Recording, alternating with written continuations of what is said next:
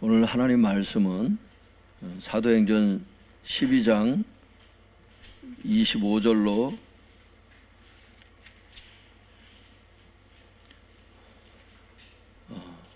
3절까지 같이 보겠습니다.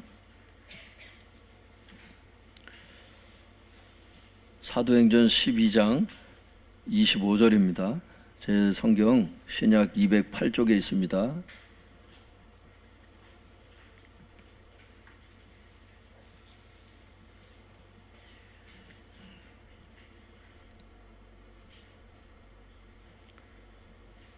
사도행전 12장 25절부터 13장 3절까지 우리 같이 읽어보겠습니다. 시작. 바나바와 사울이 부조하는 일을 마치고 마가라 하는 요한을 데리고 예루살렘에서 돌아오니라. 안디옥 교회에 선지자들과 교사들이 있으니 곧 바나바와 니게르라 하는 시몬과 구레네 사람 루기오와 분봉왕 헤롯의 젖동생 마나엔과 및 사울이라. 주를 섬겨 금식할 때에 성령이 이르시되 내가 불러 시키는 일을 위하여 바나바와 사울을 따로 세우라 하시니 이에 금식하며 기도하고 두 사람에게 안수하여 보내니라. 아멘. 오늘 제목을 한번 따라해 보겠습니다. 1차 전도 여행의 시작. 다시 한번 해보겠습니다. 1차 전도 여행의 시작. 1차 전도 여행의 시작, 이런 제목으로 오늘 하나님 말씀을 전하도록 하겠습니다. 성도님들, 사도행전은 28장까지 있어요. 사도행전 1장부터 12장까지의 내용이 있고, 그 다음에 13장서부터 28장까지 이렇게 내용이 있어요. 사도행전 1장부터 12장까지는 예루살렘 교회를 중심으로 해서 예루살렘과 온 유대와 사마리아까지 전도되는 과정을 보여줘요. 사도행전 13장서부터 28장까지는 안디옥 교회를 중심으로 해서 땅끝까지 어떻게 복음이 전파되는지를 보여줘요. 그래서 이 사도행전을 역사서라고 그래요. 역사를 보여주기 때문에. 할렐루야. 오늘은 첫 스타트예요. 13장 1절부터 해서 이제 나가게 되는데, 세계 선교가 어떻게 시작이 됐는지 그 출발점이 이제 오늘 우리가 보는 본문인 거예요. 굉장히 의미가 있죠. 그래서 한번 보겠습니다. 그 시작은 이렇게 시작이 돼요. 25절 우리 같이 읽겠습니다. 사도행전 12장 25절 시작. 바나바와 사울이 부조하는 일을 마치고 마가라 하는 요한을 데리고 예루살렘에서 돌아오니라. 사도행전 11장 마지막 절까지 다 보신 분들 아시겠지만 그걸 다시 지금 말씀을 드릴 수는 없고, 지난번에 뭘 봤었냐 하면 11장 마지막 절 그 부분을 이렇게 보면 바나바와 사울이 기근으로 어려움을 당했던 예루살렘 교회 성도님들을 돕기 위해서 안디옥 교회에서 그 구제 헌금을 거뒀어요. 그게 이제 여기에서 부조라고 하는 단어가 구제 헌금을 얘기를 하는 거예요. 그래서 그 구제 헌금을 전달하기 위해서 바나바와 그 사울이 뽑혀서 갔잖아요. 오늘 그 25절은 이제 그들이 다시 돌아왔다는 얘기를 하는 거예요. 그래서 바나바와 사울이 부조하는 일을 마치고 구제 헌금을 전달하는 일을 마치고 마가라 하는 요한을 데리고서 예루살렘 교회에서부터 안디옥 교회로 다시 돌아오니라. 그것을 얘기를 해줘서 바나바와 사울이 안디옥 교회에 다시 돌아왔다는 것을 얘기를 함으로써 13장 1절부터 얘기하는 선교가 이제 어떻게 시작됐는지를 보여주는 거예요. 지금은 그러니까 바나바와 사울이 안디옥 교회에 있게 된 거죠.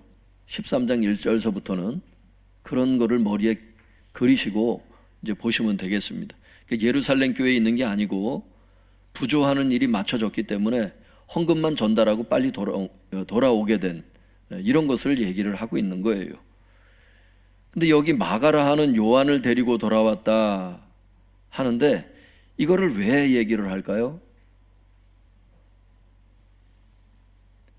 왜냐하면 13장 5절에서 이 사람이 나오기 때문에 그래요. 13장 5절을 한번 읽어볼까요? 시작. 살라미에 이르러 하나님의 말씀을 유대인의 여러 회당에서 전할세 요한을 수행원으로 두었더라. 이제 보면 알지만 바나바와 사울이 뽑혀서 성령께서 이제 뽑으셨어요. 그래서 1차 전도 여행을 떠나는데 수행원으로 누굴 데려갔냐 하면 요한을 데려갔다 이렇게 되어 있어요. 여기서 얘기하는 요한이 바로 조금 전에 우리가 25절에서 봤었던 마가라 하는 요한이 바로 이 사람이에요. 그 이후에도 계속 요한이 나오죠. 이 사람을 얘기를 해야 되는 거예요. 그 마가라고 하는 이름은 뭐냐 도대체. 요한이면 요한이지 도대체 마가라 하는 요한이라는 말이 뭐냐. 마가라고 하는 건 로마 이름이에요. 요한이라고 하는 것은 유대 이름이고 그 두 가지 이름을 가지고 있었다는 얘기지요. 마가복음, 마태복음, 마가복음, 누가복음, 요한복음 할 때 마가복음을 바로 그래서 이 마가가 기록을 한 거예요.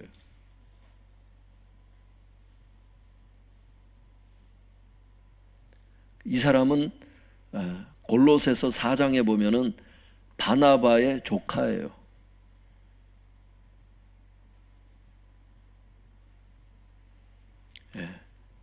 그래서 마가라 하는 요한이라고 성경에서 이 사람을 소개하고 있는 겁니다. 중요한 것은 이 사람을 데리고서 안디옥 교회로 돌아왔다는 거예요. 누가요? 바나바와 사울이. 이런 이해를 가지고 이제 1절을 읽어보겠습니다. 사도행전 13장 1절 시작. 안디옥 교회에 선지자들과 교사들이 있으니 곧 바나바와 니게르라 하는 시몬과 구레네 사람 루기오와 분봉왕 헤롯의 젖동생 마나엔과 및 사울이라. 안디옥 교회에 목회자들이 5명이 있었다고 소개를 하고 있어요. 여기 선지자들과 교사들이라고 하는 것은 에베소서에 보면은 오중직임자가 나오죠. 그 목회자들의 그 직분을 얘기를 하는 거예요. 지금은 이런 직분들이 통합이 돼서 목사 이렇게 부릅니다. 근데 예전에는 이런 직분들을 구체적으로 은사별로 얘기를 했어요. 그러니까 여기에서 안디옥 교회에 선지자들과 교사가 있었으니 곧 이런 5사람이 있었다. 이렇게 소개를 하고 있는 거예요. 즉 안디옥 교회에 5명의 목사들이 있었다는 거예요. 누가 담임 목사고 누가 부목사고 구체적으로 나와 있지는 않아요. 그런데 이렇게 나와요. 우리가 사도행전 11장에 보니까 누가 담임 목사의 역할을 거의 했었죠? 바나바가 처음으로 부임했고 그 다음에 사울을 데리고 와서 1년 동안 말씀을 가르쳐서 교회가 영적으로 성장이 일어나고 할렐루야. 바나바가 오면서부터 그 교회가 또 양쪽으로 성장이 됐던 것을 우리가 봤었죠. 다만 우리가 알 수 있는 것은 바나바와 사울이 담임 목사격을 했었다는 거예요. 당회장격의 사람이다. 이렇게 학자들도 얘기를 하고 있어요. 그 정도는 알 수 있어요. 그러나 정확한 정보는 그냥 이렇게 5사람의 목회자들이 목회를 하고 있었다. 1절은 그것을 얘기하고 있는 거예요. 그 첫 번째 목회자가 누구래요? 바나바는 우리 앞에서 했으니까요. 그 다음에 둘째는 니게르라는 시므온. 그러니까 니게르라고 하는 것은 로마 이름이죠. 이것도 로마식 이름이죠. 흑인이란 뜻이에요. 그래서 학자들은 아프리카에서 복음을 믿고 개종한 사람이다 이렇게 생각을 하고 있어요. 분명한 것은 이 사람이 흑인이라는 거지. 흑인이었던 시므온 이렇게 얘기를 하는 거예요. 시므온은 유대식 이름이에요.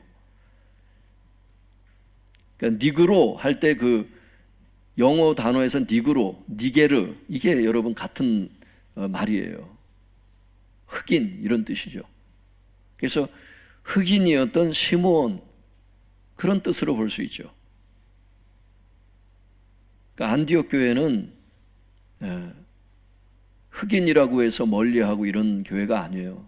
굉장히 열려있는 교회였죠. 앞에서도 보면 열려있는 교회이기 때문에 그런 것이 문제되지 않습니다. 할렐루야.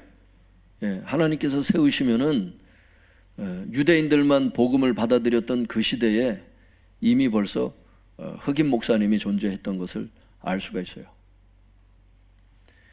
그리고 셋째는 루기오가 나오고요. 넷째는 분봉왕 헤롯의 젖동생 마나엔 이렇게 돼 있어서 여러분들이 이게 젖동생이라는 게 도대체 뭐냐, 이거를 처음 성경을 보시는 분들은 좀 헷갈릴 수가 있는데 제가 원문을 읽어 드릴 테니까 한번 비교해 보세요. 분봉왕 헤롯과 함께 양육받은 마나엔 이런 뜻이에요. 이걸 젖동생이라고 같이 자라났으니까 그냥 젖동생 마나엔 이렇게 번역을 해놨더라고. 이거를 원래는 그렇지는 않아요. 분봉왕 헤롯과 함께 양육을 받은 마나엔, 마나엔의 신분을 얘기를 하려고 그러는 거예요. 지금 당시 복음이 상류층까지 복음이 전파됐다는 것을 얘기를 하고 있고, 이 마나엔이라고 하는 목사님은 헤롯과 함께 자라났던 매우 신분이 높은 그런 목사님이었다는 걸 지금 얘기하고 있는 거예요. 그러니까 기독교다 그러면 당시 가난한 사람들, 비천한 사람들만 복음을 받아들였다는 것으로 이렇게 이해하기 쉬운데 그렇지는 않아요. 이걸 보면 알지만 상류층에까지 복음이 전파되었고, 우리가 조금 이따가 또 보겠지만 총독도 예수님을 믿어요. 이것을 역사서인 사도행전은 그대로 다 기록을 해놨어요. 하나님은 비천한 사람이든 또 세상에서 총독과 같이 높은 사람이든 헤롯 왕과 더불어서 함께 양육받은 마나엔과 같은 사람이라 할지라도 주님의 복음을 받아들이는 모든 사람은 외면치 않으신다. 다 구원받을 수 있는 것을 알 수 있기를 바랍니다. 마지막으로 사울 이렇게 돼 있어요. 바나바와 사울 이렇게 끝나죠. 그래서 이 두 사람은 구제헌금을 드리고 그 다음에 다시 안디옥 교회로 복귀했죠. 그러니까 지금 여기서 목회를 하고 있었어요. 그때 당시 1절에서 2절 3절 같이 읽어보겠습니다. 시작. 주를 섬겨 금식할 때에 성령이 이르시되 내가 불러 시키는 일을 위하여 바나바와 사울을 따로 세우라 하시니 이에 금식하며 기도하고 두 사람에게 안수하여 보내니라. 우리 한글 성경에는 주를 섬겨 금식할 때에 이렇게 하니까 도대체 누가 금식했단 얘기냐, 이게 확실히 이렇게 나오질 않아요. 이 원문에는 이렇게 돼 있어요. 그들이 5명의 목회자들을 쭉 설명한 다음에 그들이 이렇게 얘기를 하는 거예요.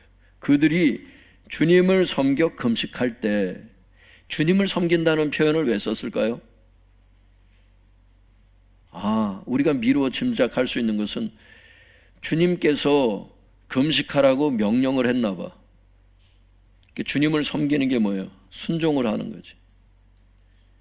그들이 순종하여서, 주님께 순종해서 주님을 섬기면서 금식할 때, 이런 뜻으로 볼 수 있어요.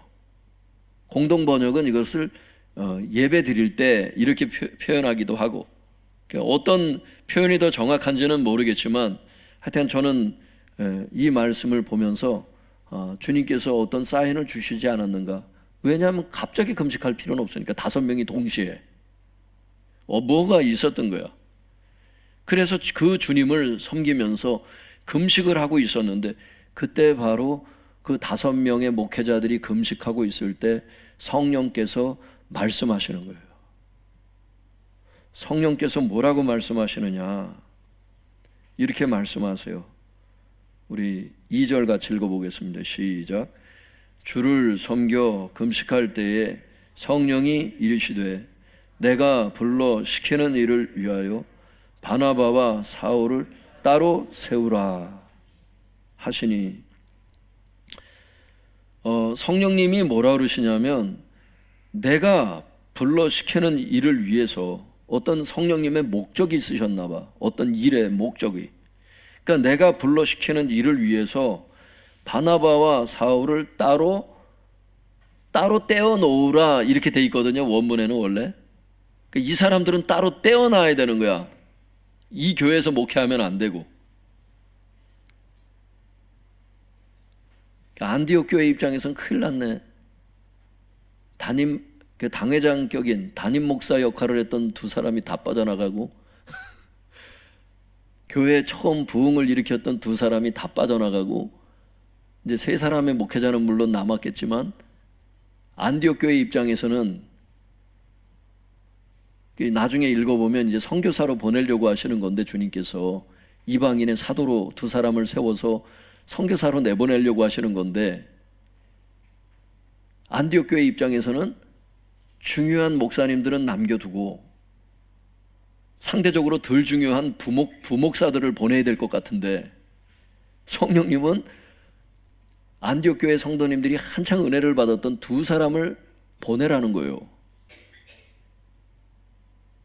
그러니까 안디옥 교회 입장에서는 사실 큰일 난 거야. 세계 선교를 한다 그러면은 본교회는 좋은 사람들을 남겨놓고 어떻게 보면 조금 덜 중요한 사람들을 해외 선교를 보내려고 하는 이런 마음이 있을 수 있는데, 성령님께서 시키시는 일의 중요도를 생각할 때 그 2사람이 나가야 된다는 거예요. 안디옥 교회 자체도 중요하지만 안디옥 교회보다 더 중요한 사역이 있을 수 있는 거야. 그것은 안디옥 교회 외에 세계에 세워질 교회들을 보고 계시는 거지. 성령님께서. 믿습니까? 우린 사도행전 읽어보면 그걸 알 수 있다고. 수많은 교회가 세워져야 되기 때문에 담임 목사들을 뽑아서 그 사람들을 내보내셔.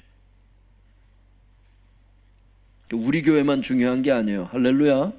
안디옥 교회만 중요한 게 아니야. 큰 시각으로 봐야 돼, 그거를. 성령님의 눈으로. 성령님을 따라가려고 하면 자기 이기적인 마음을 갖고는 교회 사역을 못합니다, 여러분. 자기 걸 내놔야 돼요.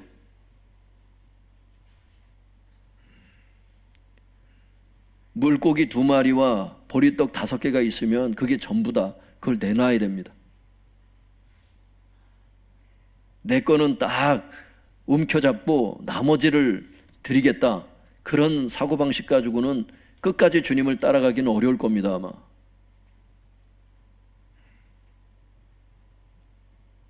여러분, 하나님 앞에 움켜잡은 것이 있으면 이제 움켜진 손을 펼 수 있길 바랍니다. 손을 피면 더 좋은 걸 주셔요, 사실은. 근데 내 것이 전부인 양 이걸 생각하고 이걸 안 피기 때문에 더 큰 축복을 못 받는다고. 우리 예전에 그런 경험들을 했지 않습니까? 하나님께 정말 내 거를 오픈했을 때 하나님께서 내 인생을 얼마나 축복하셨는지. 그 단계까지 우리가 알기를 원합니다. 밥존스 목사님이 1920년대 이후에 그 미국에 대공황이 있었잖아요. 직장을 잡기가 어렵고 너무너무 가난한 시절을 미국 사람들이 보내고 있을 때인데, 밥존스 목사님도 너무 가난한 상태였는데 하나님께서 말씀하셨대잖아. 주님, 가난하지 않길 원합니다. 주님께 기도할 때 50센트를 바쳐라 그러시더래. 50센트가 뭐냐면 그 전날에 일했던 전 재산 50센트. 그때 당시. 그거를 다 바치라는 거예요. 50달러인지 50센트인지 하여튼 그때 당시 그 화폐 단위를 모르겠어요. 어느 정도 가치인지. 근데 하여튼 예전에 읽었던 지금 설교문에는 준비가 안 된 건데 지금 인도를 하셔서 말씀을 드리면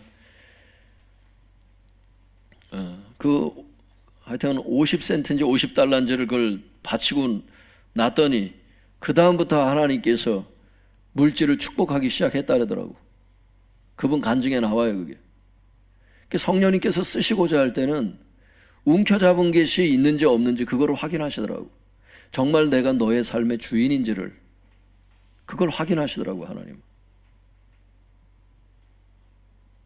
이것은 안 됩니다. 이삭은 안 됩니다. 이런 마음을 가졌으면 아브라함을 쓸 수가 없기 때문에 하나님께서는 가장 아끼는 게 이삭인 걸 알기 때문에 하나님이 그걸 바쳐보라 그러잖아요. 실제 받지도 않으시면서도. 왜? 확인하시려고. 아유, 하나님 내 마음 아시지 않습니까? 행동까지 나가야 돼, 그게. 마음으로 끝나는 게 아니더라고, 신앙생활은. 하나님께서 이삭을 번제로 실제 바치려고 칼로 내리치려고 하는 순간에 아브라함아 하시면서 그래 하지 말래잖아요. 그러면서 네가 나를 경외하는 줄을 이제 알았다고 그러시잖아요, 하나님께서. 여러분, 이기적인 마음 가지고는 하나님의 그 사역에 동참될 수 없는 것을 알 수 있길 바랍니다. 하나님도 우리에게 이기적이지 않았죠.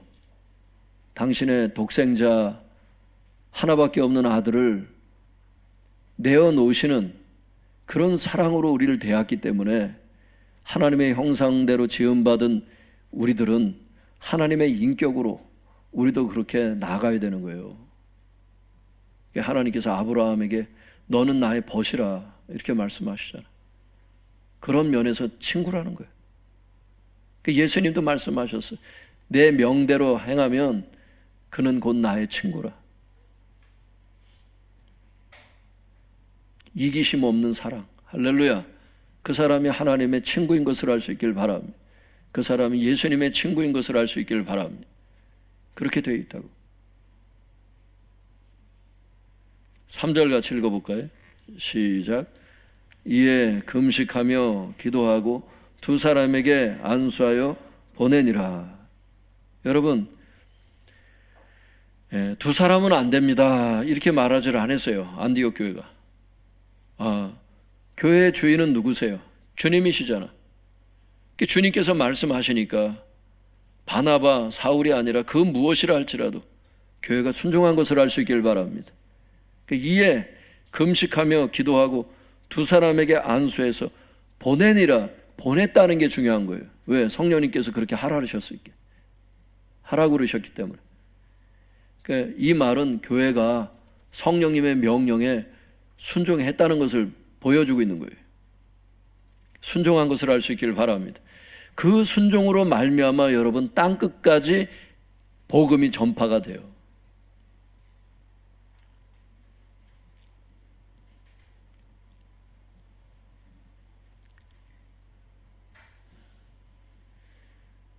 여러분, 내 것을 내놓을 때 그게 오병이어의 기적이 일어나는 것을 알 수 있기를 바랍니다. 이게 첫 출발점이었더라고요. 여러분, 28장까지 읽으면 1차, 2차, 3차 전도 여행이 있어요.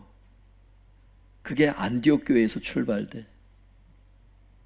안디옥 교회가 그 역할을 해서 세계 선교의 모체 역할을 했다고. 어머니 역할을. 하나님이 그것을 안디옥 교회 성도들을 통해서 그거를. 세상에 많은 교회가 있지만 안디옥 교회 같이 하나님께서 그렇게 쓰시는 교회들이 있어요. 내 교회만 부흥시킨다 이런 이기적인 마음을 가지고서는 내놓을 수가 없어.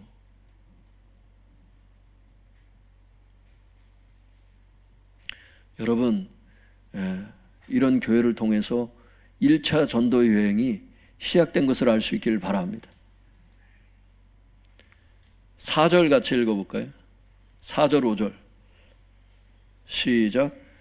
두 사람이 성령의 보내심을 받아 실루기아에 내려가 거기서 배 타고 구브로에 가서 살레미에 이르러 하나님의 말씀을 유대인의 여러 회당에서 전할세 요한을 수행원으로 두었더라. 4절에 두 사람이 누굴까요, 성도님들? 그렇죠. 성령님께서 보내라고 했던 그 사람들, 바나바와 사울 두 사람이 성령의 보내심을 받아, 이렇게 있어요. 성령님의 보내심을 받아서 여행을 떠나게 되는 게 이게 1차 전도 여행이에요. 이게 어디까지 가느냐 하면 이 4절에 출발했던 사람들이 14장 마지막 절에 돌아온다고. 안디옥 교회로 다시. 할렐루야. 성령님께서 보내셔서 그 보내심을 받아 1차 전도 여행을 떠나서 14장 마지막 절까지 해서 1차 전도 여행이 끝난 것을 알 수 있기를 바랍니다. 이게 AD 47년에서 49년에 있었던 일이야. 예수님 돌아가시고 얼마 안 있어서 일이 있었다고.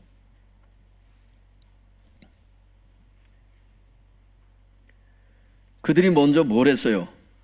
두 사람이 성령의 보내심을 받아 구브로에 가서, 이렇게 돼 있어요. 구브로가 중요해요. 구브로가 어디예요? 앞에 바나바 나오는 그 장을 찾아보면 바나바가 구브로 출신이에요. 바나바의 고향이 구브로야. 그 구브로가 큰 땅덩어리입니다. 그 구브로의 총독이 바로 조금 있다가 이제 7절에 나오는 서기오 바울이라는 사람이야. 그 로마 총독이 이 구브로 지역을 담당하고 있었던 로마 총독의 이름이 서기오 바울이야. 그리고 그 서기오 바울의 그 관사가 있었던 게 바보야, 바보. 바보는 구바보, 신바보 이렇게 나눠져 있거든요. 옛날 바보, 새로운 바보 이렇게 돼 있어요. 아니 근데 그 지역 이름이 바보야. 여기서 이제 6절에서 얘기하는 바보에 이르러 이렇게 돼 있는데 그 바보는 신바보를 얘기를 하는, 새로운 바보. 좀 말을 하다 보니까 좀 이상해져. 근데 실제 그래요. 지명이 그래. 구바보, 신바보 이렇게 나눠져 있어요.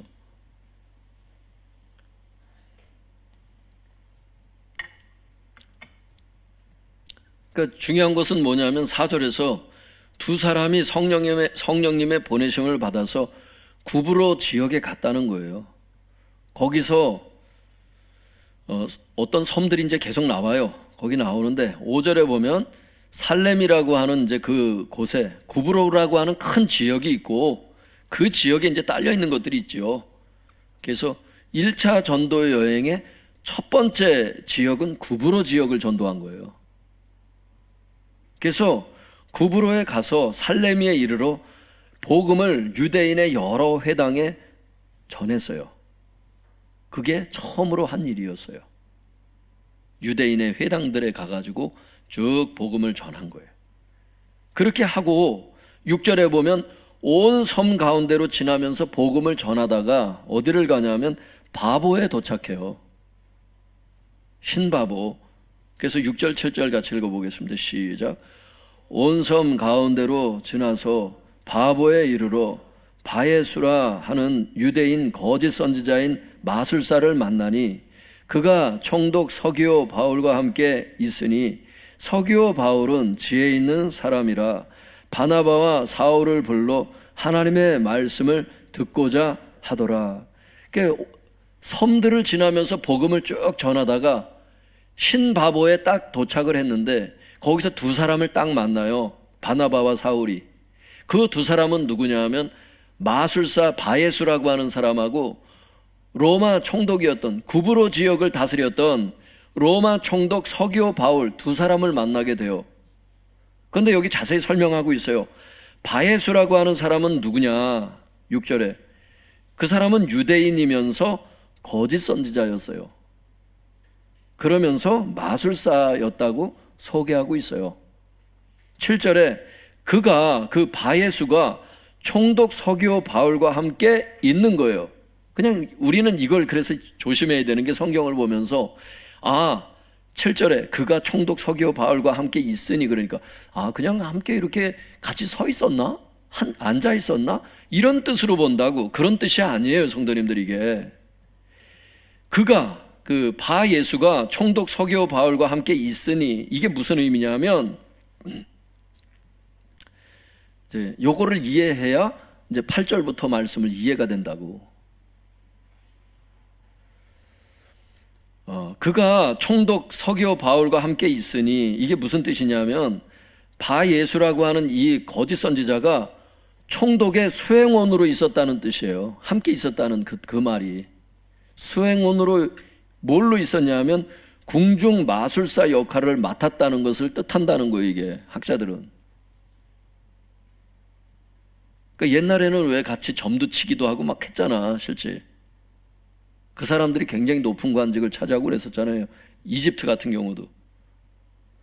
그러니까 이 바예수가 유대인 거짓 선지자 마술사 이런 사람이었지만 하여튼 총독의 수행원으로서 궁중 마술사 역할을 맡았다는 거예요. 그런데 서기오 바울은 7절에 보니까 어떤 사람이에요? 지혜가 있는 사람이었어요. 그래서 바나바와 사울을 만났을 때 그 바나바와 사울을 불러서 하나님의 말씀을 듣고 싶었던 거예요. 그래서 원문에 보면 하나님의 말씀을 듣기를 원했다 이렇게 돼 있어요. 하나님의 말씀을 듣기를 원해서 바나바와 사울한테 이제 말씀을 들려달라 그랬을 거 아니에요. 그 바나바와 사울을 불렀다고 돼 있잖아. 그래서 총독이 하나님의 복음을 들으려고 그러고 이제 하고 있는데 8절에 이 마술사가 대단히 방해를 하는 거야. 8절 같이 읽어볼까요? 시작. 이 마술사 엘루마는 이 이름을 번역하면 마술사라 그들을 대적하여 총독으로 믿지 못하게 힘쓰니 이 마술사의 본명은 뭐라 그랬죠? 아까? 바예수였죠. 본명은. 그런데 또 다른 이름이 뭐래요? 엘루마래. 엘루마라고 하는 이름, 아까도 저 마가라 하는 요한도 있었지만 이 사람도 이름이 두 개인 거야. 엘루마로 불리기도 하는 거예요. 원래 바예수라는 이름이었지만 엘루마라고 불리기도 했다는 거예요. 그 엘루마라는 말은 뭔 뜻이냐? 헬라어로 마술사라는 뜻이라고 거기 잘 돼 있어요. 헬라어로 마술사라는 뜻이에요. 그러니까 이 마술사 엘루마가 그들을 대적하여 그 바나바와 사울을 대적해서 총독으로 복음을 믿지 못하도록 아주 힘썼어요. 이 사람이. 왜 그가 복음 전파를 이렇게 방해를 했을까? 왜 복음 전파가 안 되도록 회방을 했을까? 이걸 학자들의 글을 좀 읽어 드릴 테니까 한번 들어보세요. 두 명의 학자의 글을 읽어 드릴게요. 이제 총독이 복음을 듣게 되면 마술에 대해 좋지 않게 생각하게 될 것이고 그렇게 되면 박수 엘루마는 총독과 가까이 지내는 특권을 잃을 위험이 크다. 그래서 엘루마가 열심히 복음을 반대한 것임에 틀림없다. 이렇게 한 학자가 얘기하고 있고 또 다른 학자는 바예수는 총독 서기오 바울이 복음을 받아들이지 못하도록 모든 방법을 동원하여 방해하였다. 그는 총독이 하나님의 말씀을 듣고 새로운 신앙을 갖게 되면 자신의 직책이 위태롭게 될 것을 이미 잘 알고 있었던 것이다. 아까 수행원이었잖아.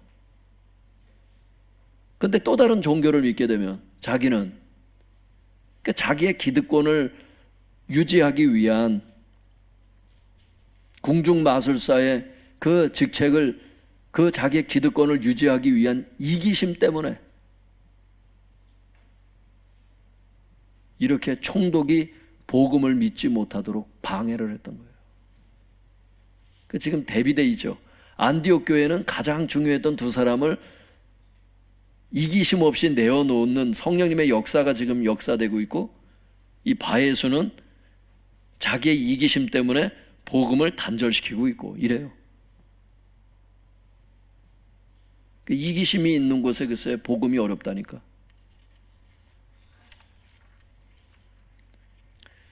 그래서 성도님들 한번 가만히 이렇게 다른 한편을 생각해 보면 그 바나바와 사울의 입장에서 이 바예수의 행동을 보면 성령님의 보내심을 받아 전도여행이 시작된 거잖아. 따로 뽑으라 그래가지고 뽑아가지고 교회에서 파송해서 지금 성령님께서 전적으로 인도를 하셔서 지금 이런 일들이 벌어졌는데 하나님의 뜻대로 지금 전도를 하고 있는 거 아니에요 지금. 그런데도 장애물이 나타날 수 있다는 거예요. 그러니까 여러분도 그럴 수 있다는 거지. 바나바와 사도 바울이 이런 일이 있었다는 얘기는 우리도 하나님의 뜻대로 살려고 하는데 장애물들이 있을 수가 있다는 거예요. 그 다음 성경 구절은 그 장애물이 어떻게 극복되는지가 나와요. 할렐루야. 9절로 12절 읽어보겠습니다. 9절로 12절 시작. 바울이라고 하는 사울이 성령이 충만하여 그를 주목하고 이르되 모든 거짓과 악행이 가득한 자요 마귀의 자식이요 모든 의의 원수요 주의 바른 길을 굽게 하기를 그치지 아니하겠느냐. 보라 이제 주의 손이 내 위에 있으니 내가 맹인이 되어 얼마 동안 해를 보지 못하리라 하니 즉시 안개와 어둠이 그를 덮어 인도할 사람을 두루 구하는지라. 이에 총독이 그렇게 된 것을 보고 믿으며 주의 가르치심을 놀랍게 여기니라. 바울이라고 하는 사울이 성령이 충만해졌다는 거예요. 성령이 충만하다는 말은 성령님의 인도를 따르고 있다는 얘기를 하고 있는 거예요. 자기 감정적으로 바예수를 맹인이 되게 하는 저주를 퍼붓은 것이 아니라는 얘기를 지금 하고 있는 거예요. 성령이 충만해서 이런 일이 벌어졌다는 거예요.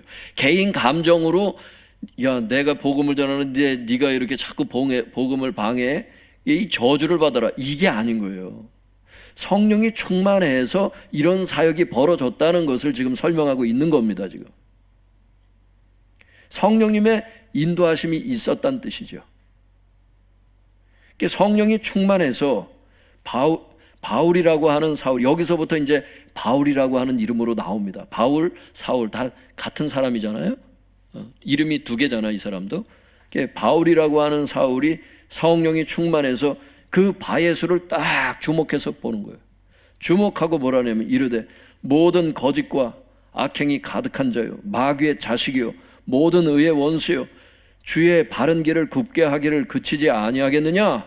보라 이제 주의 손이 내 위에 있으니, 주님의 손이 그 위에 있는 걸 본 거예요. 주님이 직접 맹인이 되게 하는 저주를 내리셨다는 뜻이야.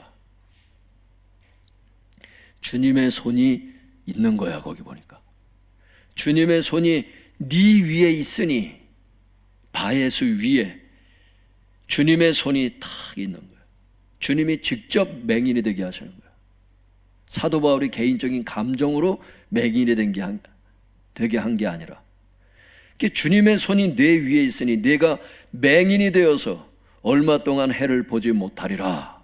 이렇게 딱 말하자마자 즉시 안개와 어둠이 그를 덮어 인도할 사람을 두루 구하는지라. 갑자기 소경이 돼서 앞을 보지 못하니까 나를 인도해달라고 사람들을 찾고 돌아다니는 겁니다. 이거를 12절에 이에 총독이 그렇게 된 것을 지금 자기 눈앞에서 봤습니다. 그를 소경이 되는 것을. 자기와 함께 지금까지 수행원으로 있었던 그 마술사, 거짓 선지자가 그렇게 된 것을 보고 복음을 믿어요. 이 사람이, 이 로마 총독이. 우리 12절 같이 읽어볼까요? 시작. 이에 총독이 그렇게 된 것을 보고 믿으며 주의 가르치심을 놀랍게 여기니라. 복음을 받아들였을 뿐만이 아니라 이 기적을 통해서 하나님의 말씀이 진짜구나, 입으로만 떠들 수 있잖아. 불교도 떠들 수 있고 기독교도 떠들 수 있고 이슬람도 떠들 수 있잖아. 근데 기독교의 하나님이 진짜 하나님이구나. 여기 나오잖아. 믿으며 주의 가르치심을 놀랍게 여기니라. 그러니까 총독이 복음을 믿게 되었고 주님의 가르치심을 놀랍게 여기게 됐다는 거예요. 이 기적을 통해서. 그러니까 어떤 사람에게는 이런 기적이 필요한 사람도 있습니다. 그래서 하나님께서 사람을 살리기 위해서 하나님의 내비두면 총독의 생명은 죽잖아. 복음의 기회가 계속 오는 것도 아니고 지금 영접해야 되는 거야. 이 사람은. 할렐루야. 사람을 살리기 위해서 이것도 나타나는 거예요. 그리고 맹인이 얼마 동안 되는 거지 한평생 계속 맹인이 될 거라고 성경에 나오지는 않잖아요. 맹인이 되어 얼마 동안 해를 보지 못하리라. 그러니까 이 바에서도 뭔가를 느끼겠지 그때 되면. 할렐루야. 하나님의 기적은 사람을 살리기 위한 기적이지 죽이기 위한 게 아닌 거예요. 기본적으로. 주님의 손이 그런 기적을 나타낸 것을 알 수 있기를 바랍니다. 사랑하는 성도 여러분, 하나님의 뜻대로 순종하는데도 어려움이 올 수 있습니다. 이때 사도 바울처럼 성령이 충만해서 성령님의 인도를 따를 수 있기를 바랍니다. 그러면 주님의 손이 함께 하실 것이고 분명히 하나님의 뜻이 이루어지게 될 것입니다. 여러분, 장애물이 극복될 거예요. 그리고 하나님의 뜻이 이루어지게 될 것입니다. 실망하지 말고 순종의 목적을 두세요. 할렐루야. 하나님의 일을 방해하면 주님의 손이 나타나서 역사하십니다. 어련히 내가 안달하지 않아도 그 사역에 대한 걱정하지 말고 순종에 초점을 두시길 바랍니다. 기도하겠습니다. 주여 주여 세 번 부르짖고 오늘 주신 말씀 붙잡고 우리 통성에서 다 같이 기도하겠습니다. 주여